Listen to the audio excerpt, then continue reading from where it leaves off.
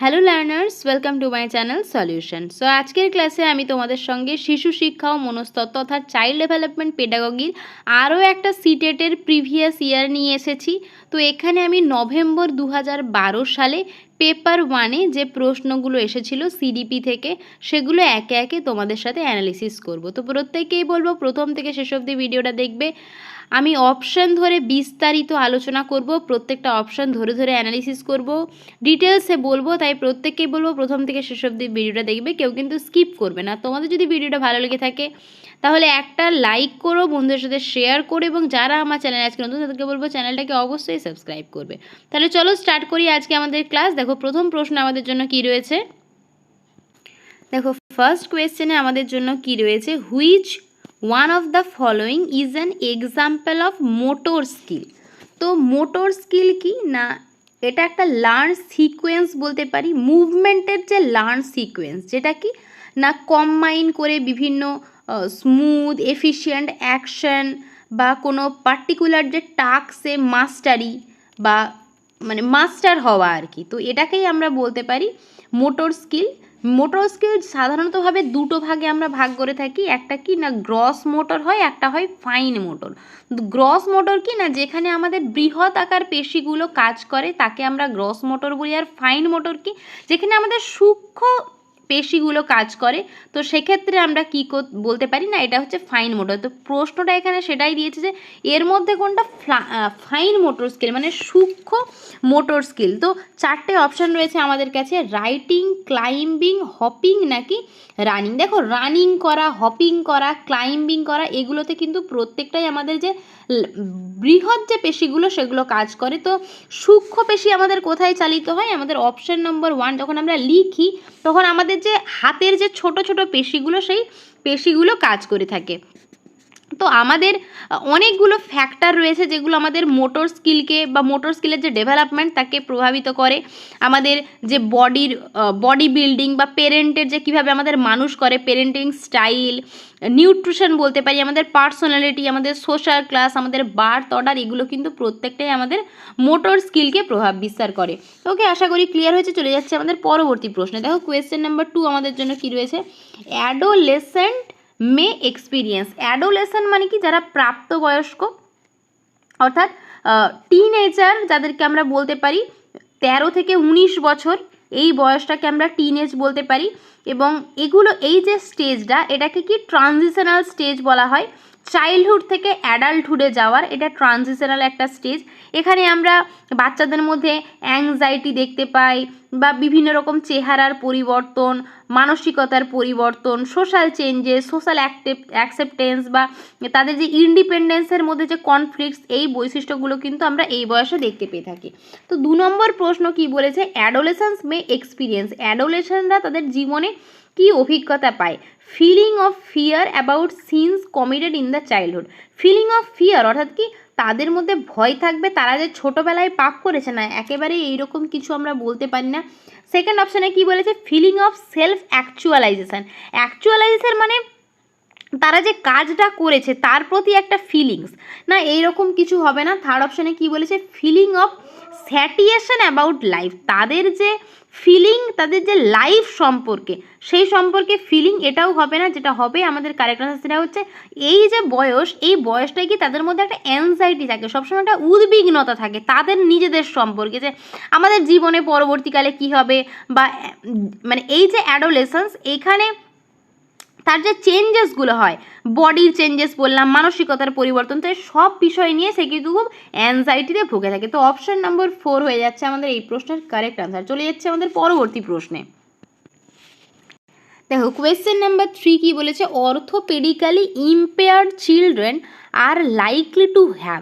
অর্থোপেডিক্যালি মানে যত অস্থির যে যাদের সমস্যা রয়েছে, ইম্পেয়ার মানে দুর্বল, চিলড্রেনদের কি সমস্যা দেখা যায়, ডিসক্যালকুলিয়া আমি তোমাদের বলেছিলাম গণনায় অক্ষমতা, ডিসলেক্সিয়া মানে পঠনগত অক্ষমতা, ডিসগ্রাফিয়া মানে লেখার অক্ষমতা, আর ডিসথিমিয়া মানে ওই অ্যাংজাইটি, ডিপ্রেশন, এই ধরনের ডিসঅর্ডারকে আমরা বলতে পারি। তো অর্থোপেডিক্যালি যারা ইম্পেয়ার্ড তাদের কি হয়, দেখো এখানে মানে হাড়ের কাজ কোথায় হয়? একমাত্র তো আমাদের যে ডিসগ্রাফিয়া, আমাদের লেখার ক্ষেত্রে কিন্তু আমাদের হাড়ের কাজ হয়ে থাকে। তাই অপশন নাম্বার 3 হয়ে যাচ্ছে আমাদের এই প্রশ্নের কারেক্ট আনসার।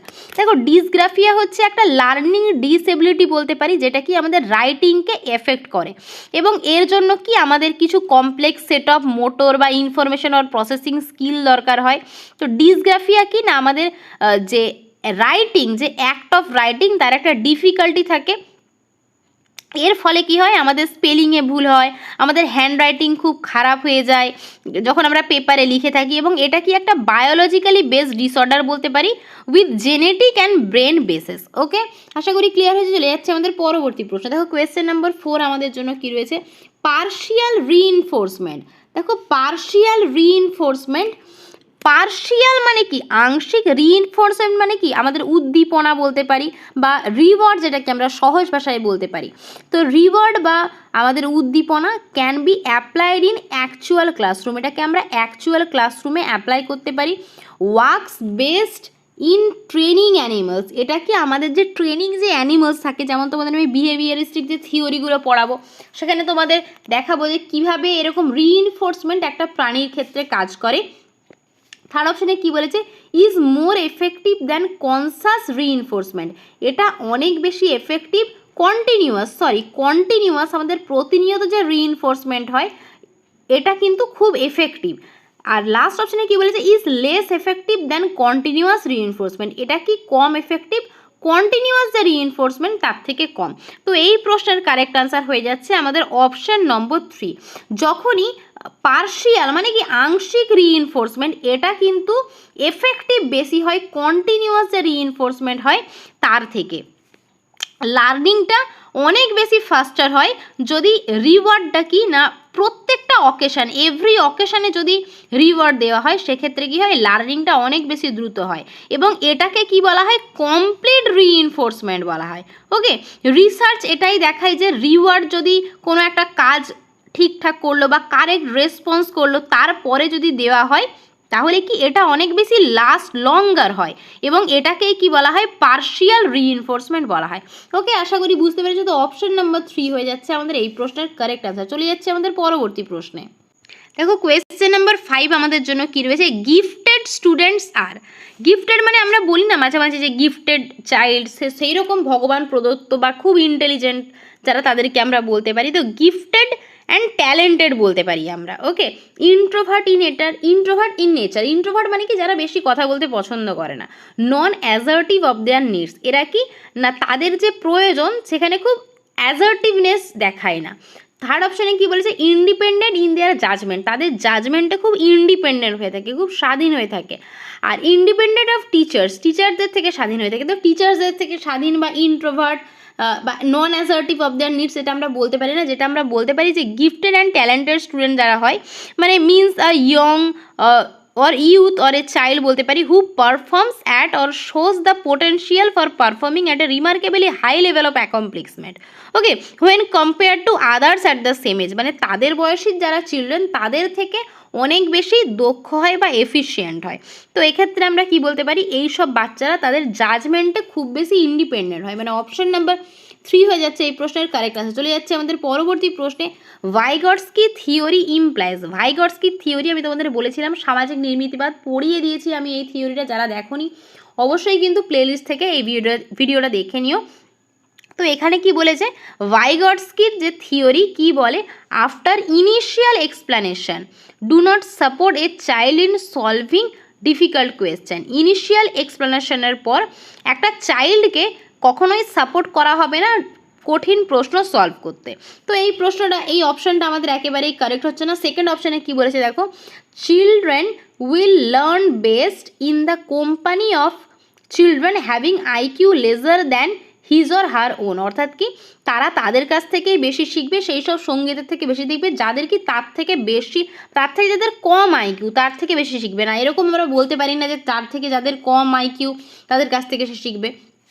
থার্ড অপশানে কি বলেছে, কোলাবোরেটিভ প্রবলেম সলভিং, তারা কি না কোলাবোরেট করে প্রবলেম সলভ করবে। ওকে, আর লাস্ট অপশানে কি বলেছে, individual assignment do it student, তারা প্রত্যেকে নিজেদের নিজের অ্যাসাইনমেন্ট করবে। দেখো এইরকমও কিছু বলা হয়নি, যেটা বলা হয়েছিল ভাইগটস্কির থিওরিতে। তো ভাইগটস্কির ভিউ কী ছিল, the teacher has the collaborative, টিচারকে কি বলা হয়, কোলাবোরেটিভ বলা হয়, এবং task guiding and directing the child activity, তিনি কি করবেন, যে কোলাবোরেটিভ যে কাজটা, সেই কোলাবোরেটিভ কাজে তাদেরকে গাইড করবে, তাদেরকে ডিরেক্ট করবে, এবং চিলড্রেন দেন সলভ নোভেল প্রবলেম, তারা বিভিন্ন ধরনের প্রবলেমটা সলভ করবে, এবং তাদের যে মডেল দেওয়া হয় তাদেরকে ক্লাসে, সেই ক্লাসে মডেল অনুযায়ী তারা কি প্রবলেমে সলভ করবে, এবং এইভাবেই কিন্তু টিচার তাদেরকে সাহায্য করবেন। তো অপশন নাম্বার 3 হয়ে যাচ্ছে আমাদের এই প্রশ্নের কারেক্ট আনসার। আশা করি বোঝা গেছে, অপশন নাম্বার 3 হয়ে যাচ্ছে আমাদের এই প্রশ্নের কারেক্ট আনসার। চলে যাচ্ছে আমাদের পরবর্তী প্রশ্নে।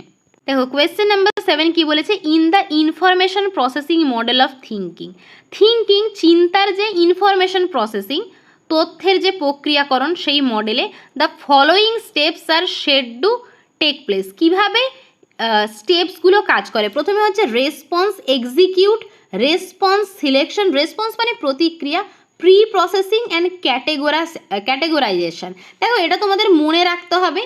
তো প্রথমে যেটা হয় সেটা হচ্ছে option number C, pre processing প্রথমে হয়ে থাকে, তারপরে কি হয় না, নেক্সট আমরা যেটা দেখতে পাই সেটা হচ্ছে ক্যাটেগরাইজেশন হয়, প্রি প্রসেসিংয়ের পরে ক্যাটেগরাইজেশন হয়, তারপরে রেসপন্স সিলেকশন হয়, তারপরে এক্সিকিউশন হয়। তাহলে প্রথমে কি বললাম না, প্রথমে হচ্ছে প্রি প্রসেসিং হয়, তারপরে এটা 1 নম্বর। 2 নম্বরে আমরা বলতে পারি না ক্যাটেগরাইজেশন হয়ে থাকে, তারপর আমরা বলতে পারি রেসপন্সটাকে সিলেক্ট করা হয়, তারপরে রেসপন্সটাকে এক্সিকিউট করা হয়। তাহলে তোমরা অর্ডারটা বুঝতে পেরেছো আশা করি। তো এই অর্ডার অনুযায়ী দেখো, সি প্রথমে হবে, তারপরে হবে ডি, তারপরে হবে বি, তারপরে হবে এ। তো অপশান অনুযায়ী আমরা দেখতে পাচ্ছি অপশান নম্বর 4টা হয়ে যাচ্ছে কিন্তু আমাদের এই প্রশ্নের কারেক্ট আছে। চলে যাচ্ছে আমাদের পরবর্তী প্রশ্নে।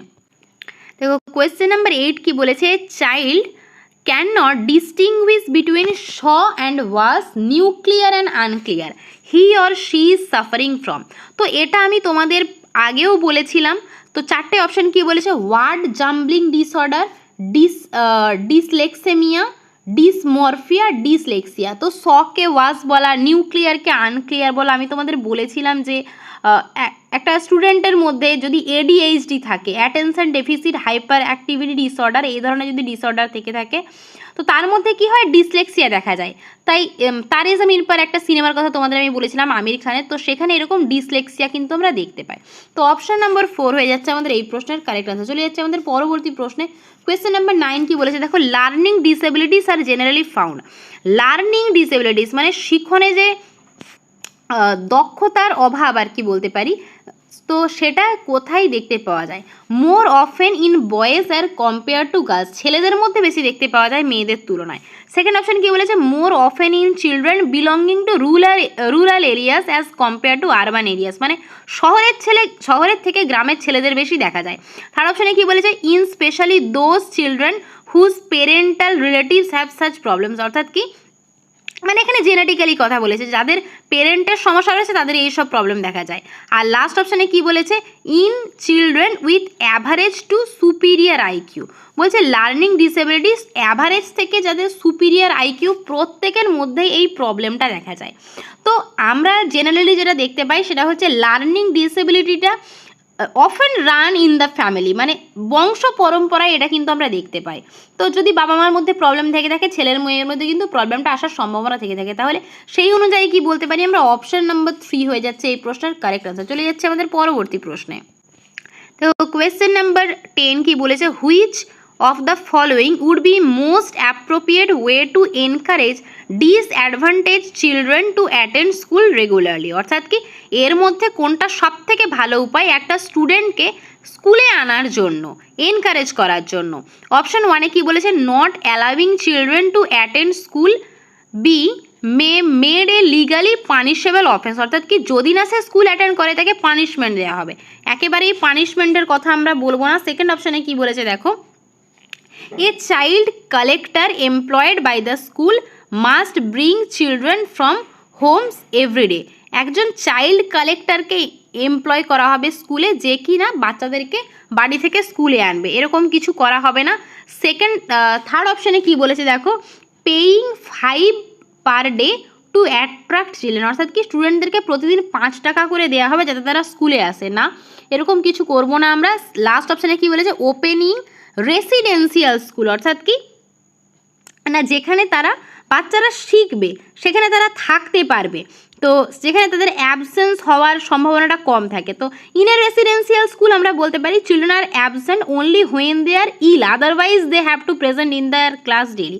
রেসিডেন্সিয়ালে কী হয়, তারা সব দিন কিন্তু স্কুল কামাই করতে পারে না, যেদিন যেদিন খুব অসুস্থ হয় একমাত্র সেদিনই স্কুলে অনুপস্থিত থাকে, আদারওয়াইজ তাদেরকে সব দিনই স্কুলে আসতে বলা হয় বা তাদের আসতে হয়। তো অপশান নাম্বার 4 হয়ে যাচ্ছে আমাদের এই প্রশ্নের কারেক্ট আনসার। চলে যাচ্ছে আমাদের পরবর্তী প্রশ্নে, কোয়েশ্চেন নাম্বার 11 কি বলেছে দেখো, the best way to avoid gender discrimination in a school maybe, সবথেকে ভালো উপায় স্কুলে যে লিঙ্গ বৈষম্য সেটা দূর করার ক্ষেত্রে। অপশন 1-এ কি বলেছে, recruitment of equal number of male and female teachers, একটা স্কুলে কিনা সমান সংখ্যক পুরুষ এবং মহিলা টিচার নিয়োগ করা। সেকেন্ড অপশানে কি বলেছে, formation of a rule to shun gender discrimination in the school and enforce it strictly, স্কুলে একটা স্ট্রিক্ট রুল করা যাতে জেন্ডার ডিসক্রিমিনেশন যে ধারণাটা সেটা কি না তীব্র হয়। তো এটা আমরা বলবো না। থার্ড অপশানে কি বলেছে, selection of more boys than girls in a music competition, একটা মিউজিক কম্পিটিশনে ছেলেদেরকে বেশি নেওয়া দরকার মেয়েদের থেকে, একদমই না। ফোর্থ অপশানে কি বলেছে, meta cognition of their gender ব্যাডস behaviours by the teachers, metacognition মানে অধিপ্রজ্ঞা বলতে পারি আর কি আমরা। তো জেন্ডার বায়াস যে বিহেভিয়ার টিচারদের দ্বারা হবে তার অধিপ্রজ্ঞা, তাদের যে জ্ঞানের বিকাশ ঘটানো।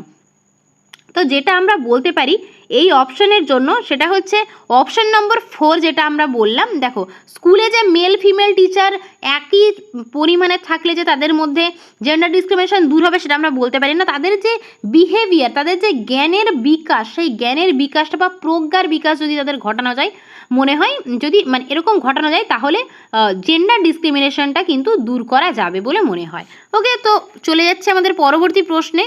দেখো কোয়েশ্চেন নাম্বার 12 কি বলেছে আমাদের জন্য, the upscaling of performance in the scholastic areas on the basis of performance in co scholastic area can be justified as, upscaling of performance অর্থাৎ পারফরমেন্সের যে আপস্কেলিং মানে বৃদ্ধি বলতে পারি, স্কলাস্টিক এরিয়াস পাঠ্যক্রমিক কার্যাবলীতে on the basis of performance তাদের যে পারফরমেন্সকে বেস করে, and in co scholastic areas তাদের যে সহপাঠক্রমিক কার্যাবলী, এটাকে জাস্টিফাই কিভাবে করা যেতে পারে। ওকে, তো ইট ক্যাটার্স ইন্ডিভিজুয়াল ডিফারেন্স, এটা কি বলা হয় যে ইন্ডিভিজুয়াল ডিফারেন্সটাকে এটা পরিবেশন করে। সেকেন্ড অপশনে কি বলেছে দেখো, it follows the policy of compensatory discrimination for the marginalize student, অর্থাৎ কি এটা ফলো করে কিছু কম্পেনসেটরি মানে কম্পেনসেশন করা আর কি, ডিসক্রিমিনেশন যে আমাদের বৈষম্যটা রয়েছে ফর মার্জিনালাইজ মানে যারা প্রান্তিক ছাত্রছাত্রী তাদের জন্য এটা কম্পেনসেটরি ডিসক্রিমিনেশন বলতে পারি। থার্ড অপশনে কি বলেছে, ইট এনসিওরস ইউনিভার্সাল রিটেনশন, এটা কি করে না নিশ্চিত করে যে আমাদের সার্বভৌম বা সর্বজনীন যে রিটেনশন করার ক্যাপাসিটি সেটাকে এনশিওর করে। লাস্ট অপশনে কি বলেছে, it develop respect for manual labour, এটা কি আমাদের ম্যানুয়াল যে লেবার যে পরিশ্রমটা সেটাকে ডেভেলপ করে। তো এই যে পারফরমেন্সের আপস্কেলিং স্কলাস্টিক এরিয়াসে স্কলাস্টিক এরিয়াকে ডিপেন্ড করে, তো এটা কি করে আমাদের যে individual difference, okay, the upscaling of performance in the scholastic areas on the basis of pre performance or performance in scholastic areas can be justified and it caterers two individual differences, অর্থাৎ কি এটা কি করে না যে আমাদের ব্যক্তিগত যে বৈষম্য বা পার্থক্য রয়েছে সেটাকে পরিবেশন করে বা দেখায়। তো অপশন নম্বর 1 হয়ে যাচ্ছে আমাদের এই প্রশ্নের কারেক্ট আনসার। চলে যাচ্ছে আমাদের পরবর্তী প্রশ্নে, কোয়েশ্চেন নাম্বার 13 কি বলেছে দেখো, while selecting material for the portfolio of students dash of dash should be there. তো আমি তোমাদের আগের দিন পোর্টফোলিও কি একটা ভিডিওতে তোমাদের পোর্টফোলিও চেকলিস্ট অ্যানেকডোটাল রেকর্ড এগুলো বুঝিয়ে দিয়েছি, তো এখানে আমি আর ডিটেলসে যাচ্ছি না।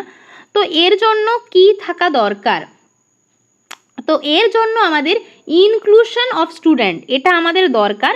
ইনক্লুশন মানে কি অন্তর্ভুক্তি, মানে অপশন নম্বর 1-এ দেখো রয়েছে 4টে অপশন রয়েছে আমাদের, inclusion student, inclusion parents, exclusion students, inclusion আদার টিচার্স। তো আমাদের কাকে নিয়ে কাজ, আমাদের স্টুডেন্টকে নিয়ে কাজ, তাদের যে ইনক্লুশন তো এই দুটোই কিন্তু দরকার, ইনক্লুশন অ্যান্ড স্টুডেন্ট, মানে অপশন নাম্বার 1 হয়ে যাচ্ছে আমাদের এই প্রশ্নের কারেক্ট আনসার। চলে যাচ্ছে আমাদের পরবর্তী প্রশ্নে। দেখো কোয়েশ্চেন নাম্বার 14 কি বলেছে, learners who demonstrate an earnest desire. Learners demonstrate করে যারা একটা আর্নেস্ট মানে তার ঐকান্তিক একটা ইচ্ছে for increase knowledge and academic competence are said to have a. এমন অনেক ছাত্রছাত্রী থাকে যারা কি না তাদের একটা নলেজ নেওয়ার বা তাদের একাডেমিক কম্পিটেন্স, তাদের দক্ষতা এইসবের জন্য তাদের একটা ইচ্ছে থেকে থাকে। তো তাদেরকে কি বলা হয়, performance avoidance orientation, work avoidance orientation, mastery orientation, নাকি পারফরমেন্স অ্যাপ্রোচ ওরিয়েন্টেশন। তো কোয়েশ্চেন নাম্বার 14, তো যাদের মধ্যে এই ধরনের ইচ্ছে থেকে থাকে তাদেরকে আমরা কি বলতে পারি, তাদের মধ্যে কি রয়েছে, পারফরমেন্স অ্যাপ্রোচ ওরিয়েন্টেশন রয়েছে।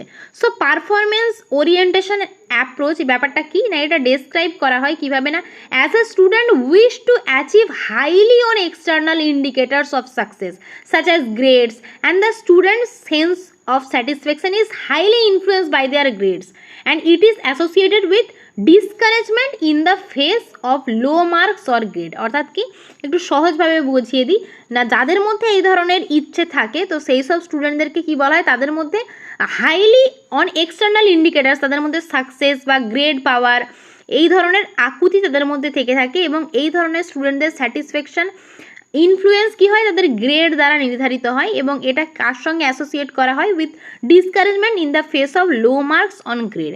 ওকে, তো এই প্রশ্নের কারেক্ট আনসার হয়ে যাচ্ছে আমাদের অপশন নম্বর 4। চলে যাচ্ছে আমাদের পরবর্তী প্রশ্নে, কোয়েশ্চেন নাম্বার 15।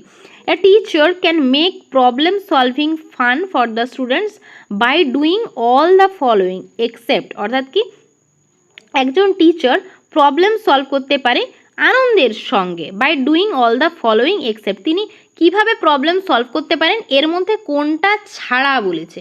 ওকে, তো চারটে অপশন কি রয়েছে, expecting perfection from the students while they are trying to do things by themselves, তাদের কাছ থেকে কি পারফেকশন আশা করবে যখন তারা কাজটা করবে, একেবারেই না, তিনি পারফেকশন আশা করবেন না। প্রোভাইডিং ওপেন এন্ডেড মেটেরিয়াল, তিনি তাদেরকে দিতেই পারেন open ended material. Giving time for free play, তাদেরকে খেলার জন্য সময় দেবেন।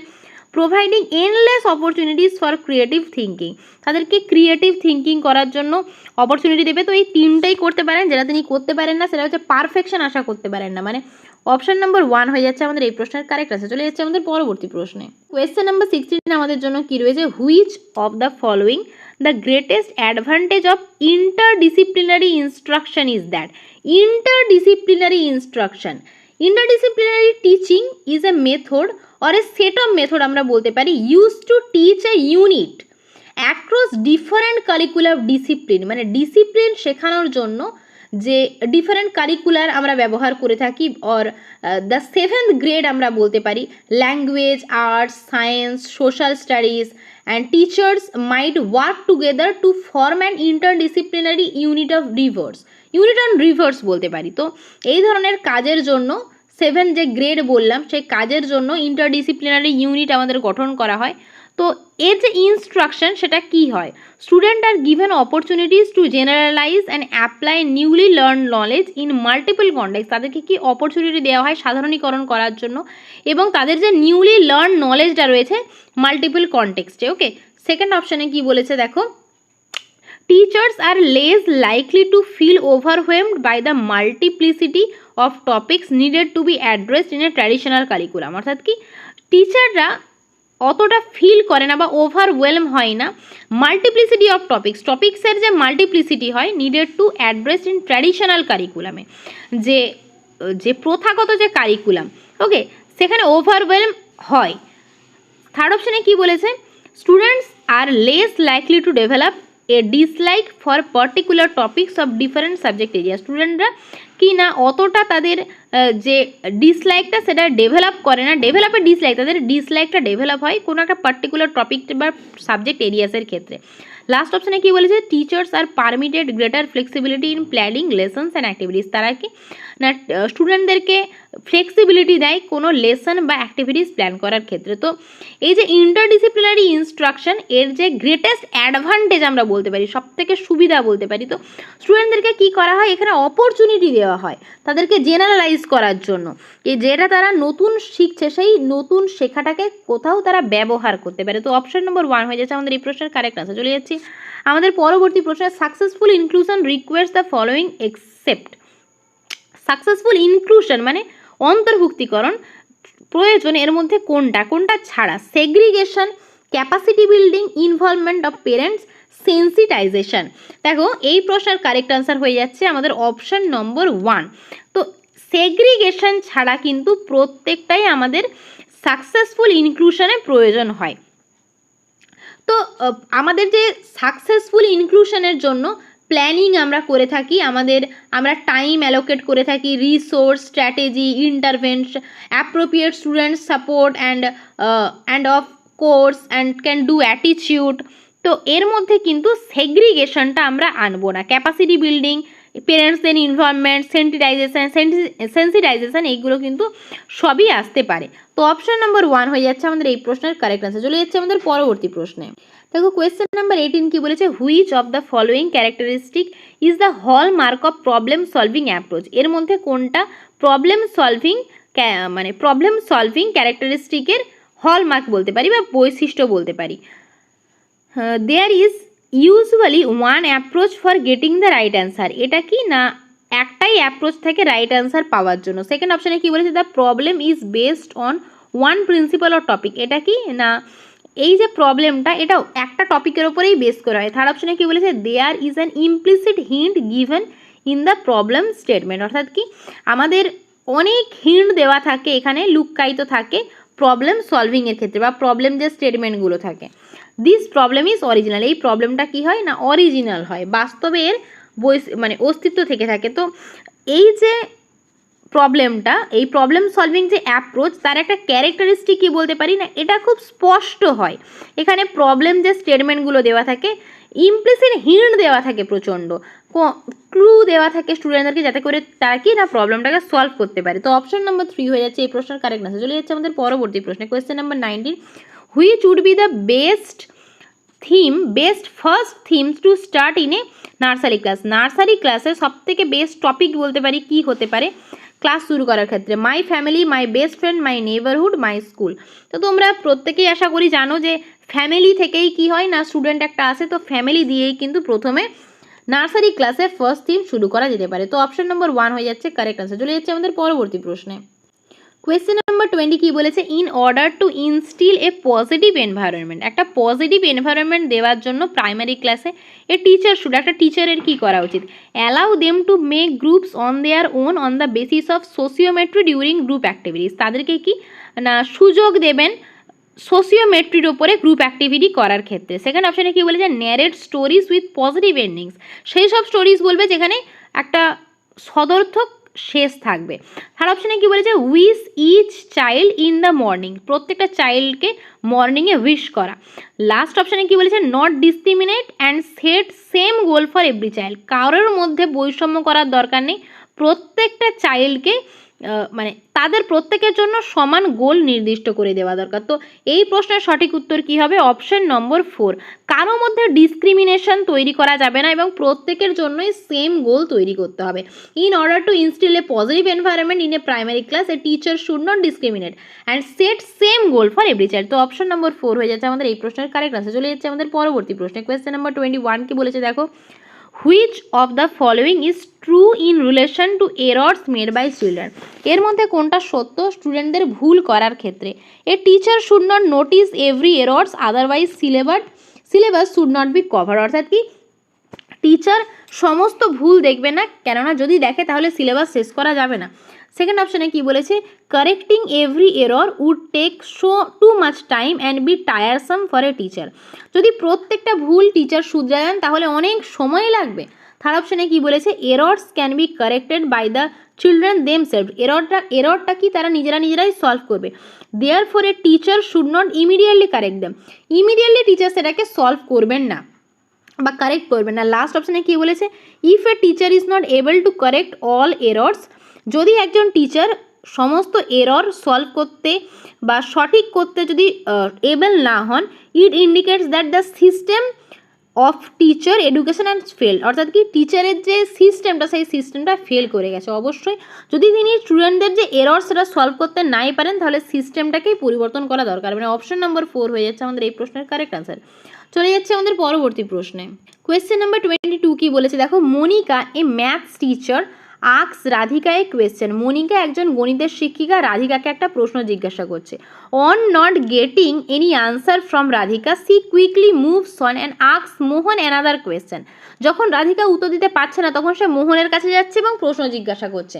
C reverse her question and after realizing that Mohan is struggling to find answer, this tendency of Monica reflects that, অর্থাৎ কি যখন সে উত্তর দিতে পারলো না তখন কি না তিনি কি করছেন, মোহনকে কোয়েশ্চেন করছেন, আর মোহন যখন দেখছে যে উত্তরটা দেওয়ার চেষ্টা করছে তখন মনিকা কি দেখানোর চেষ্টা করছে, তিনি তাকে রিওয়ার্ড দিচ্ছেন। তো এখানে মনিকার কোন বিহেভিয়ারটা দেখানো হয়েছে, slightly nervous about her question, সে খুব নার্ভাস হয়ে গেছে তার কোয়েশ্চেনের প্রতি। সেকেন্ড অপশনে কি বলছে না support gender stereotyping of roles by favouring Mohan, অর্থাৎ কি সে তাকে রিওয়ার্ড দিচ্ছে। ওকে, মানে সে তাকে পুরস্কার দিচ্ছে, সে যেহেতু চেষ্টা করছে তাই তাকে সে রিওয়ার্ড দিচ্ছে। Trying not to put Radhika in an embarrassing situation, অর্থাৎ কি তিনি রাধিকাকে কোনো রকম অসম্মানের জায়গায় নিয়ে যেতে চান না যেহেতু সে উত্তরটা দিতে পারেনি। এবং লাস্ট অপশনে কি বলেছে, well aware of the fact that Radhika is not capable of answering the question, অর্থাৎ রাধিকা যেহেতু উত্তরটা দিতে পারবে না সে সেই বিষয়ে কিন্তু অ্যাওয়ার ছিল। তো এরকম কিছু হবে না, যেটা বলতে পারি যে রাধিকা উত্তর দিতে পারলো না তাই সে মোহনের কাছে চলে গেল, মোহন যেহেতু চেষ্টা করছে তাই সে তাকে রিওয়ার্ড দিচ্ছে বা পুরস্কার দিচ্ছে। তো এটা কিন্তু জেন্ডার স্টিরিওটাইপিং আমরা বলতে পারি, তিনি জেন্ডার বায়াসকে কিন্তু সাপোর্ট করছেন। অপশন নাম্বার 2 হয়ে যাচ্ছে কারেক্ট আনসার। চলে যাচ্ছে আমাদের পরবর্তী কোয়েশ্চেন নাম্বার 23 কি বলেছেন, empowering school will promote which of the following qualities the most in its teachers, অর্থাৎ কি এর মধ্যে কোনটা একটা স্কুল প্রমোট করবে, এর মধ্যে কোন কোয়ালিটিটা, কোন টিচারের কোন কোয়ালিটিটাকে। অপশন 1 কি বলেছে, competitive attitude, tendency two experiment, memory. Last অপশানে কি বলেছে, ডিসিপ্লিন, নেচার। তো একজন টিচারের কোন অ্যাটিটিউডটাকে প্রমোট করবে বা কোন কোয়ালিটিটাকে প্রমোট করবে স্কুলে, তো একজন টিচারের কম্পিটিটিভ যে aptitude, it is a feature that makes successful competition, and empowering school will promote the competitive attitude and help most of the teachers. একটা কি না কম্পিটিশন টিচারদের মধ্যে, this aptitude help teacher to teach student with more competitive nature, তাদের মধ্যে কি প্রতিযোগিতামূলক একটা ব্যাপার থাকবে যাতে করে কি হবে তারা নতুন কিছু শিখতে পারবে, একে অপরের থেকে বেশি জানতে পারবে, শিখতে পারবে। তো অপশন নাম্বার 1 হয়ে যাচ্ছে আমাদের এই প্রশ্নের কারেক্ট আনসার। চলে যাচ্ছে আমাদের পরবর্তী প্রশ্নে। Small unit of meaning in a language, phoneme, pragmatics, syntax নাকি মরফিম। দেখো আমি তোমাদের বলেছিলাম স্মলেস্ট ইউনিট অফ মিনিং, এটা আমরা কি বলতে পারি, মিনিং যখন থাকবে। তো এই প্রশ্নের কারেক্ট আনসার হয়ে যাচ্ছে অপশন নম্বর 4 মরফিম। মরফিম কি না মিনিং যখন থাকবে, যে একটা শব্দের সবথেকে ক্ষুদ্রতম অংশ যার কি একটা মিনিং থাকে। তো অপশন নম্বর 4 হয়ে যাচ্ছে আমাদের এই প্রশ্নের correct answer morpheme.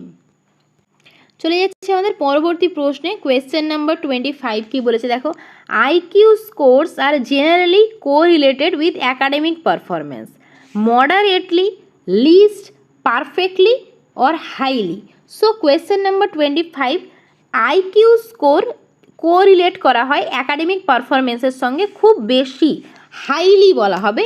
Option number 4 হয়ে যাচ্ছে কারেক্ট আনসার। চলে যাচ্ছে আমাদের পরবর্তী কোয়েশ্চেন নাম্বার 26 কি বলেছে, theory of multiple intelligence implies the following except, অর্থাৎ কি মাল্টিপল ইন্টেলিজেন্স যে বহুমুখী বুদ্ধিমত্তার তত্ত্বটা এর মধ্যে এক্সেপ্ট এর মধ্যে কোনটা ছাড়া দেখায়। Emotional intelligence is not related to IQ, emotional যে ইন্টেলিজেন্স এটা কিন্তু আইকিউর সঙ্গে রিলেট করে না।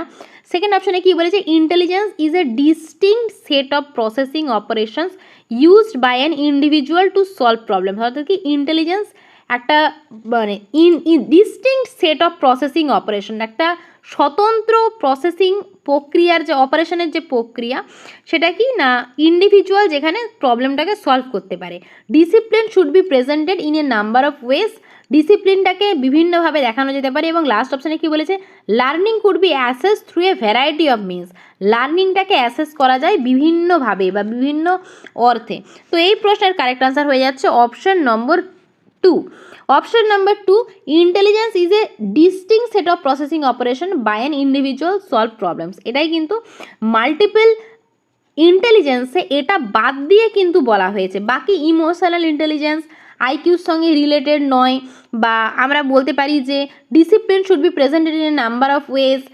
নেক্সট আমরা বলতে পারি learning could be assess through a variety of means, এগুলো প্রত্যেকটাই বলতে পারি। যেটা আমরা বলতে পারি না যে ইন্টেলিজেন্সটা একটা distinct set of processing operation used by an individual to solve problem. চলে যাচ্ছে আমাদের পরবর্তী প্রশ্নে, question number 27।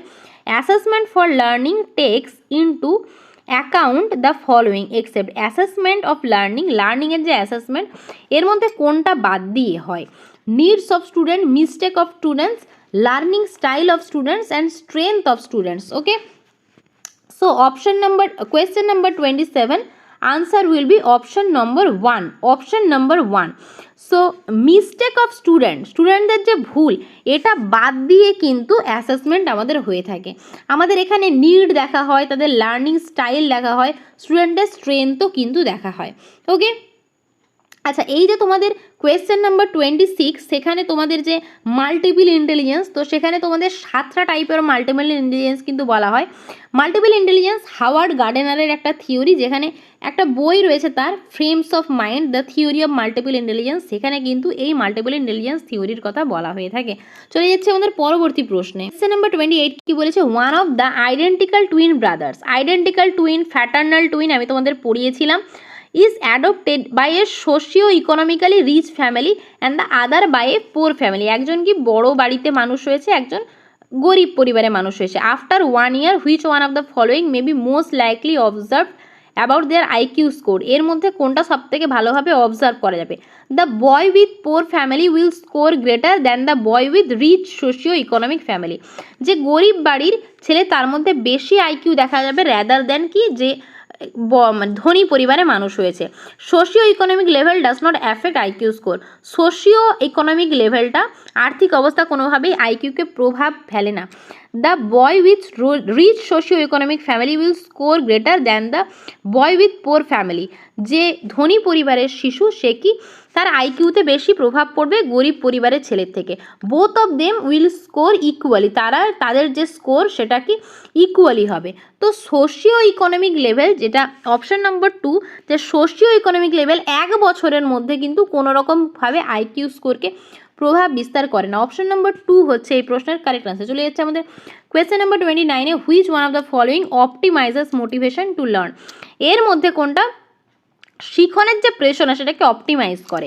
Tendency to choose very easy or difficult goals, অর্থাৎ কি আমাদের একটা প্রবণতা থাকবে খুব সহজ এবং বা কঠিন গোল নির্ধারণ করার ক্ষেত্রে। Personal satisfaction in meeting targets, অর্থাৎ কি একটা নিজের যে সন্তুষ্টি থাকবে টার্গেট পূরণের ক্ষেত্রে। এক্সট্রিনসিক ফ্যাক্টর থাকবে, একটা আমাদের বাহ্যিক একটা উপাদান থাকবে। মোটিভেশন টু অ্যাভয়েড ফেলিওর, আমাদের কি ফেলিওর যে হওয়ার যে আমাদের প্রেরণা সেটাকে অ্যাভয়েড করার প্রবণতা থাকবে। তো পার্সোনাল যেটা কি হয় না মোটিভেশন লার্নিংয়ের ক্ষেত্রে যেটা আমাদের মূলত প্রভাবিত করে সেটা হচ্ছে পার্সোনাল স্যাটিসফ্যাকশন। আমি তোমাদের মোটিভেশন চ্যাপ্টারটা পড়াবো, সেখানে আরও ডিটেলসে তোমাদের বলবো যে প্রত্যেকের একটা তাড়না থাকে, প্রত্যেকের একটা চাহিদা থাকে নিজের গোল পূর্ণ করার ক্ষেত্রে। তো অপশন নাম্বার 2 হচ্ছে কারেক্ট আনসার। চলে যাচ্ছে আমাদের আজকে শেষ প্রশ্নে। কোয়েশ্চেন নাম্বার 30 কি বলেছে, a child 16 years scores 75 in an IQ test. His mental age will be dash years. তো আমি তোমাদের শিখিয়েছিলাম আইকিউ নির্ধারণ করা, যেখানে আমি তোমাদের কি বলেছিলাম MA/CA × 100। ওকে, তো এই ফর্মুলায় তোমরা এই ম্যাথামেটিক্সটা সলভ করে আমাকে কমেন্ট বক্সে কমেন্ট করবে এই প্রশ্নের সঠিক উত্তর কী হবে।